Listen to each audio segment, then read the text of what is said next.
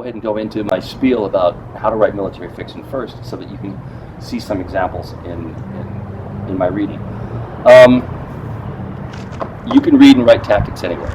We can turn on the TV and we can see any version of SEAL Team or any of these shows where you're going to have pretty good TTPs of guys doing CQB, going into a shoot house and stacking up and lining up and doing all the right things, right? And we can all write that. The key is to write that so it flows. But that's not writing military fiction. What works in military fiction the best, and here's the secret you guys can't tell anybody. It's not writing the tactics, it's not writing the battles, it's what happens in the downtime in between. Because you and I both know, right? It's when you're in the barracks, when you're shooting the shit with your friends, that's really what the military is about, right? It's just that back and forth, that repartee, that the gallows humor, the jokes that we all make. We have our friends we make fun of. Everybody has a nickname, and most of the time it's not a good nickname. It's usually based upon something shameful they did when they were drunk, right? And it's writing that way. So if you're able to write those sorts of things, if you're able to include that in your fiction, that humanizes it. Because people realize that, whoa, these military guys are human, and they have this bond, and they have this commonness about them, and they're able to joke and have a good time amongst each other. Because let's face it, here near 29 Palms and other places I've been, people understand military. But when you're not around places like this, I mean, we're baby killers. I mean, we do terrible things.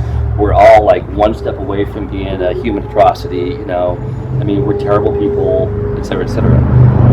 But when they read what we're really like, we're just a bunch of goofballs trying to deal with what we've done and what we're about to do, and all this other shit.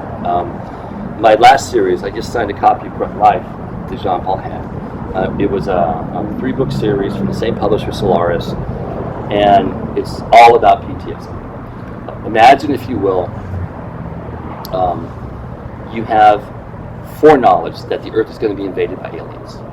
And a contractor knows this. The governments don't know this. Contractor knows this. Says, I will tell you about this alien invasion that's going to happen, but I want you to give me, something like, Montana or Colorado or something like this. And of course, the governments won't do it. But he's like, no, seriously, they're going to invade it. They're going to kick our ass.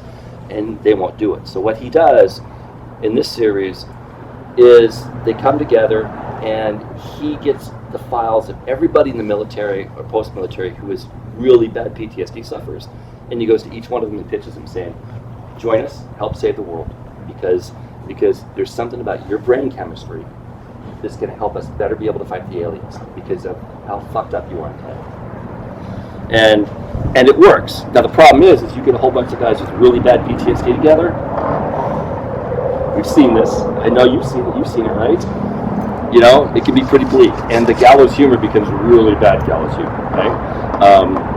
But I wanted to write about PTSD in a positive manner. I wanted to make PTSD positive heroes instead of having the guy on the top of the tower with the sniper rifle shooting innocent civilians being the PTSD guy, because we've all read that in this bullshit, right? I had PTSD. I just got back from Afghanistan for the second time. It was not a good trip. I almost died. I'm having my own fucking issues. Thank God for wine. Even the really good wine that he's serving over. Thank God for that, right? We all deal with our PTSD differently. I do wine and I do writing. I write out my problems. So for you writers, now is a really good opportunity to write out your problems. And there's no better way to write about it than having your GIs or your Marines or whoever they are talking back and forth and talking out the problem, because you guys know better than me currently how the guys talk, how the guys feel, and how the guys deal with the stress. And the stress of having to make formation, the stress of having your sergeant pissed off at you, the stress of taking your weekend pass away from you, the stress of all this shit. Write about that. You write about that and have that like as the core of what you write about, and then have whatever the plot is, you'll write a better novel. You'll write a better story, because people want to read about people first and about who they are, and then see those people in whatever fucked up situations you want to put them in, you know?